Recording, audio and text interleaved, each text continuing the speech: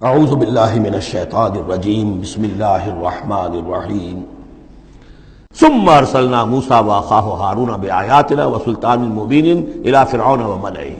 پھر ہم نے بھیجا موسیٰ اور اس کے بھائی ہارون کو اپنی نشانیوں کے ساتھ اور کھلی اور روشن سند کے ساتھ فرعون اور اس کے سرداروں کی طرف، فاستکبروا وکانوا قوما عالین، تو انہوں نے استکبار کیا، گھمنڈ کیا، تکبر کیا،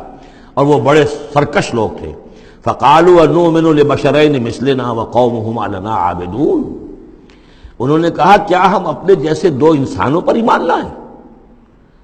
جبکہ ان کی قوم ہماری محکوم قوم ہے۔ یعنی ایک تو یہ کہ انسان ہے ہم جیسے، وہ تو حضرت نوح نے بھی کہا تھا، حضرت نوح کے بارے میں بھی کہا گیا، حضرت ہود و صالح کے بارے میں بھی، لیکن یہاں تو ایک اور بات ہے، نہ صرف یہ کہ ہم جیسا انسان ہے موسیٰ اور ہم جیسا انسان ہے ہارون، بلکہ یہ ہماری محکوم قوم سے تعلق رکھنے والا، اس کی جرت آ کر ہمارے سامنے کھڑا ہو اور بات کرے۔ اب یہاں یہ لفظ نوٹ کیجئے، قومہما لنا عابدون، عبادت کا اصل جو ہے جوہر یہاں سمجھ میں آئے گا آپ کے۔ ظاہر بات ہے بنی اسرائیل اس معنی میں عبادت نہیں کرتے تھے فرعون کی یا فرعون کی قوم کی جس معنی میں ہم نے عبادت کا مفہوم سمجھا ہوا ہے، پرستش تو نہیں کرتے تھے، اطاعت کرتے تھے، مجبور تھے۔ یہاں اطاعت کے لفظ کو عابد سے تعبیر کیا گیا، ہمارے غلام ہیں، ہم جو چاہیں کریں، ہمارا اختیار مطلق ہے، حکم دے دیا ہے ان کے جو بھی لڑکا پیدا ہو قتل کر دو، جو لڑکی ہو زندہ رکھو، ہو رہا۔ تو ان کی قوم تو ہماری عابد قوم ہے، ہماری غلام قوم ہے، اور اس غلام قوم کے دو افراد کی بات ہم مان لیں، انؤمن لبشرین مثلنا وقومہما لنا عابدون فکذبوہما، تو انہوں نے جھٹلا دیا ان دونوں کو، فکانوا من المہلکین، تو پھر وہ ہو گئے ہلاک ہو جانے والوں میں سے۔ وَلَقَدْ آتَيْنَا مُوسَى الْكِتَابَ لَعَلَّهُمْ يَهْتَدُونَ، اور پھر ہم نے موسیٰ کو کتاب دی تاکہ وہ ہدایت پائیں۔ وَجَعَلْنَا ابْنَ مَرْيَمَ وَأُمَّهُ آیَةً، اور اسی طرح ہم نے ابن مریم حضرت عیسیٰ علیہ السلام اور ان کی والدہ یعنی حضرت مریم کو نشانی بنا دیا۔ وَآوَيْنَاهُمَا إِلَىٰ رَبْوَةٍ ذَاتِ قَرَارٍ وَمَعِينٍ، اور ہم نے انہیں پناہ دی ایک اونچی جگہ پر، ایک اونچے ٹیلے پر کہ جہاں ٹھہرنے کی بھی جگہ اچھی تھی اور صاف اور ستھرا پانی بھی موجود تھا۔ اس کے بارے میں اختلاف ہے کہ ایک تو یہ بھی ممکن ہو سکتا ہے کہ جس ٹیلے پر ولادت ہوئی ہے اور درد ذہ کے وقت جا کر حضرت مریم سلام علیہا نے پھر کھجور کے درخت کی جو ہے شاخ اور جڑ کو بھی پکڑا ہے، یا تو وہی ہے کہ وہیں کچھ عرصے پھر مقیم بھی وہ رہی ہیں، واللہ عالم۔ لیکن ایک اور بھی اس کے بارے میں ہے کہ چونکہ جو اس وقت وہ بادشاہ تھا ہیرودیوس، کہ جو یہودی بظاہر پپٹ کنگ تھا، اصل میں تو اس وقت بھی حکومت جو ہے وہ رومنز کی تھی، لیکن انہوں نے ایک یہودی کو برائے نام وہاں بادشاہ بنایا ہوا تھا، ایک نظام تھا آٹونومس، جیسے ہمارے ہاں انگریز کے زمانے میں راجے مہاراجے تھے یا یہ نواب تھے، نواب بہاولپور اور نواب فلاں کے، اس طرح کا معاملہ تھا۔ تو وہاں اس شخص کو یہ خواب آ گیا تھا کہ ایک بچہ پیدا ہونے والا ہے کہ جو تمہاری لیے بہت ہلاکت کا موجب ہوگا، تو اس نے بھی حکم یہی دے دیا تھا کہ اب یہ کہ جو بھی کوئی بچہ پیدا ہو ان دنوں کے اندر، کیونکہ نجومیوں نے یہ خبر دی تھی تو وہ سب کو قتل کر دیا جائے۔ تو حضرت مریم اپنے بچے حضرت عیسیٰ کو لے کر پھر مصر چلی گئی،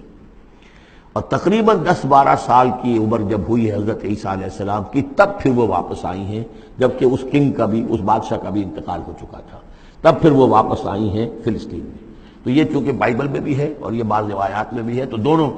ہو سکتا ہے کہ وہاں مصر کو، وہاں کوئی اونچی جگہ پر اللہ تعالیٰ نے ان کے لیے جو جگہ بنائی ہو اس کی طرف اشارہ ہو۔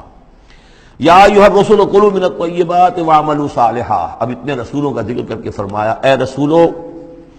پاکیزہ اور حلال چیزیں کھاؤ اور عمل کرو عمدہ، انی بما تعملون علیم، اور جو کچھ تم کر رہے ہو میں اس سے باخبر ہوں۔ وَإِنَّ هَٰذِهِ أُمَّتُكُمْ أُمَّةً وَاحِدَةً، اور یہ تمہاری ایک ہی امت ہے، تم سب ایک ہی امت ہو۔ تمام انبیاء اور رسل، وہ 1.25 لاکھ ہوں، 313 رسول ہوں، جو بھی جن کا ذکر قرآن میں آ گیا، وہ بھی جن کا ذکر قرآن میں نہیں آیا۔ وَرُسُلًا قَدْ قَصَصْنَاهُمْ عَلَيْكَ مِن قَبْلُ وَرُسُلًا لَمْ نَقْصُصْهُمْ عَلَيْكَ، یہ سورہ نساء میں یہ الفاظ آ چکے ہیں۔ وَأَنَا رَبُّكُمْ فَاتَّقُونِ، تم سب ایک امت ہو اور میں تمہارا رب ہوں، بس میرا ہی تقوی اختیار کرو۔ فَتَقَطَّعُوا أَمْرَهُمْ بَيْنَهُمْ زُبُرًا، لیکن لوگوں نے اپنے معاملات کو اپنے مابین تقسیم کر لیا، ٹکڑے ٹکڑے کر لیا۔ اب یہ عیسائیت ہو گئی، یہ یہودیت ہو گئی، یہ فلانیت ہو گئی۔ کل حزب بما لدیہم فرحون، اور ہر گروہ جو ہے جو کچھ اس کے پاس ہے اس پر وہ اترا رہا ہے، خوش ہے، بس حق ہمارے پاس ہے، باقی سب باطل ہیں، یہ ایک خیال سب کو ہو گیا ہے۔ فذرہم فی غبرتہم حتی حین، تو اے نبی انہیں ذرا چھوڑے رکھیے، انہیں نظر انداز کیجئے، یہ اپنی اسی مدہوشی کے اندر رہیں ایک وقت معین تک۔ اَیَحْسَبُونَ أَنَّمَا نُمِدُّهُم بِهِ مِن مَالٍ وَبَنِینَ، کیا وہ یہ سمجھتے ہیں کہ یہ جو ہم ان کو مدد پہنچا رہے ہیں بیٹوں اور مال کی شکل میں، ہم جو دیے جا رہے ہیں ان قریش کے سرداروں کو، نُسَارِعُ لَهُم فِی الْخَیرَات، کیا وہ سمجھتے ہیں کہ ہم ان کے لیے کہ بھلائی کے لیے کوشاں ہیں، ہم چاہتے ہیں کہ ان کی بھلائی ہو؟ یہ بھلائی نہیں ہے، بل لا یشعرون، وہ جانتے نہیں۔ 2 مرتبہ سورہ توبہ میں وہ آیت آ چکی ہے، یہ نہ سمجھیں۔ فلا تعجبک اموالہم ولا اجسامہم انما یرید اللہ ان یعذبہم بہا فی الحیات الدنیا، اللہ تعالیٰ اسی مال و اسباب کے ذریعے سے دنیا کی زندگی میں بھی ان پر عذاب نازل کرے گا، اور اللہ چاہتا ہے کہ ان کی جان نکلے اسی کفر کی حالت میں۔ صدق اللہ العظیم۔